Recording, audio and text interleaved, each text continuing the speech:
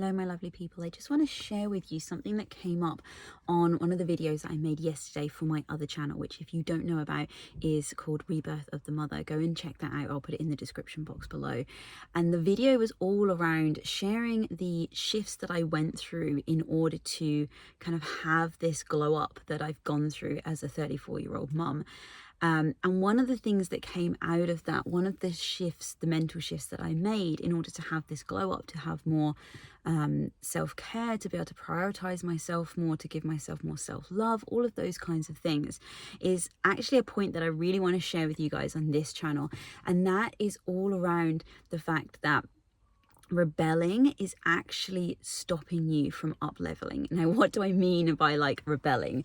So what I'm talking about is, and like, let me know if this resonates with you, because I have a really strong feeling that it does, especially if you're somebody who's subscribed to the channel. If you've been drawn to this video, then you're somebody who is very ambitious. You're somebody who has very big desires and dreams and aspirations in your life.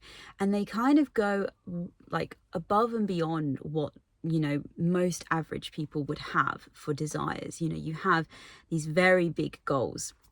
And with that comes a certain personality type that, you know, you kind of have to be a certain personality type to dream really big like that, to have the guts, to have the balls, to really go for those kinds of things in your life. And what the kind of personality type that comes with that, and I say this from my own experience, from knowing this myself, is that you are somebody who really, really struggles to be told what to do. Freedom is a very big value of yours. You know, you desire to feel free within yourself, free to make your own choices, free to create the life that you desire. But what can happen, what's kind of a shadow as part of that, and don't get me wrong, like most people have this, it's just, I think for people that have these much bigger aspirations, or much larger aspirations, shall we say, freedom is a very, very important value. It's a very high priority on their list.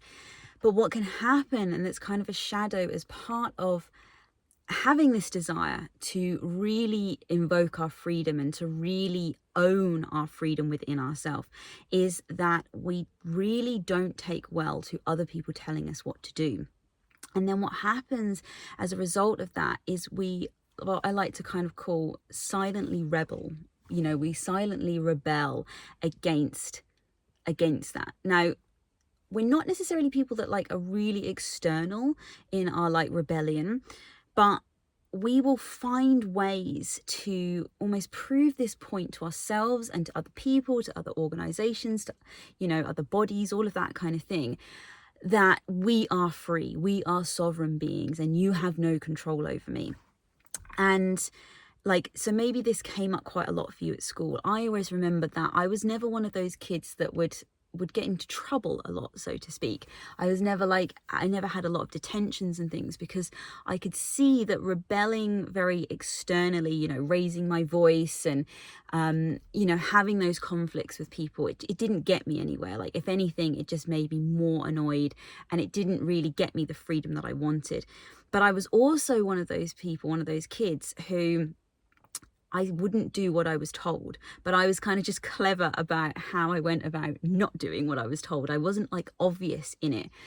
And the problem that can happen with this, and I talk about this on the video that I released yesterday, or actually no, I think it's gone out today, but I made it yesterday from my other channel, is what can happen is you kind of get yourself stuck in this state where you bypass what you actually desire, what you really want in your life, because you're so focused on trying to prove the point that you are free, that you have freedom, that nobody else has control over you.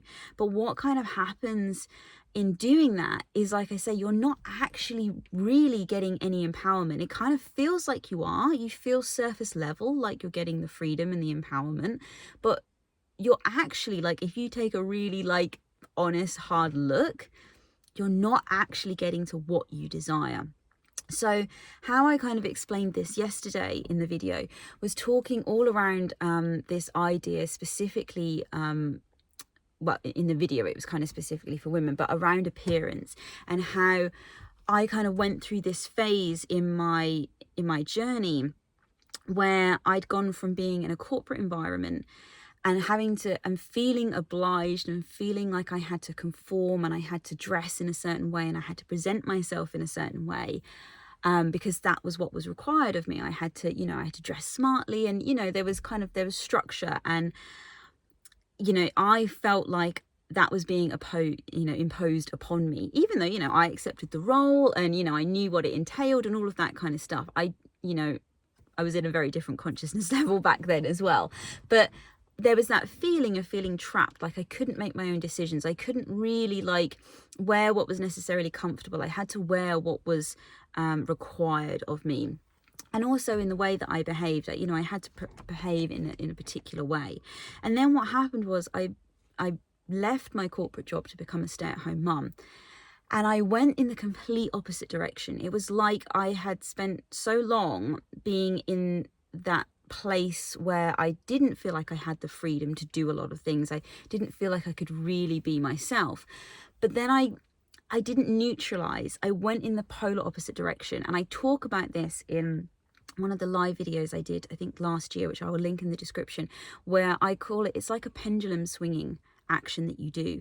So you have so much contrast in your current situation. There's so much that you don't desire, that you feel it so much that when you do finally move away from it, you push yourself in the complete opposite extreme to try and feel that relief, because this point here, this place where you're at here, is so repelling that it kind of forces you to it's like the pendulum. You go from one position right the way up to the other, and you keep kind of swinging back and forth between these things. But really what you want to do, the sweet spot, is actually in the middle. More often than not, it's in very extreme circumstances, and certainly when I look back through my whole life journey, there are very few instances where I've been unhappy in one place and the polar opposite of that has been what I actually desired. More often than not, it has been actually somewhere in the middle. But because you're in such, full-on contrast, it's like you feel compelled to have to go to such an extreme in the other direction. And so this was what happened when I became a stay-at-home mum. I dropped all of my self-care. I was like, I don't need to dress a certain way. I even remember going through my whole wardrobe and I got out all of my smart clothes, all of my shirts, all of my tailored trousers, all of that kind of thing. And I donated them to charity. I was like, this isn't me anymore. This isn't who I want to be. And so I kind of started wearing just jeans and t-shirts, and there's nothing wrong with that, but I could really feel within myself that my level of self-care and self-love really dropped. But it was being fueled because I was I think this was unconsciously. I think a lot of the time this does happen unconsciously, because, well, I don't think you would necessarily do it consciously, because it's really not, it's to your detriment to be doing that consciously. But unconsciously, I was trying to make this statement to myself, to the world, to the people I used to work with, all of those kinds of things, to say, I am free, I am sovereign, I get to decide what I want to do. But I wasn't really doing what I actually wanted to do. I was just behaving in a way that was allowing me to have the most impact, the biggest impact towards proving my point of freedom.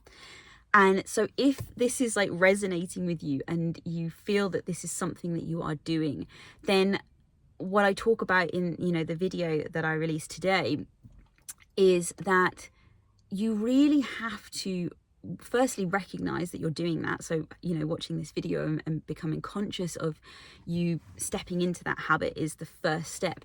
But the next thing you have to do is you really have to just drop all of that crap, and you have to get back to what do you actually desire. You have to get back and get really clear about what it is you want.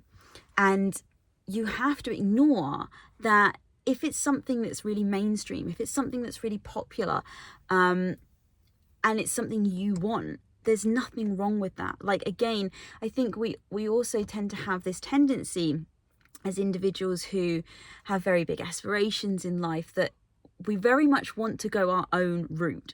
A lot of the time we don't like following the status quo. We don't really like following the collective consciousness. But there will be times when we do that. And it's not because we're conforming, we're behaving like sheep. It's not because we don't have our own mind, or our own identity, our own desires. It's because actually what we're recognizing is this is a desire. And this just happens to be something that's maybe a collective goal or aspiration in life, or, a particular desire that a lot of people have. But the way in which we're going to go about it is probably going to be very different. But don't block yourself from having that desire just because it's something that lots of other people have, for example. Or one of the things that I realized was, and you can see today, that so I got rid of all of my shirts, all of my smart clothes, and I was like, no, that's not me anymore. That's not who I am. And it really wasn't until about a couple of months ago that I went on a shopping trip, and I was, had a clear intention of the kind of things that I wanted to buy for my spring wardrobe. And one of the things that kept coming up when I was searching for different inspiration for my spring wardrobe on Pinterest and, social media was shirts. But there was still this kind of underlying part of me that was like, I don't do shirts. I don't do smart kind of thing. I'm not, I don't have to go into an office. I'm not required to have to dress smartly. But when I went shopping, I saw this exact shirt and I picked it up and I was like, do you know what? I'm just going to try it on. And I got in the changing rooms. I tried it on and oh my God, I was like, what the hell have I been doing all this time? I loved it. It was like I put it on and it was like a second skin. I felt good in it. I looked good in it. It suited my body style. I was like, why the hell have I not been wearing shirts up until now?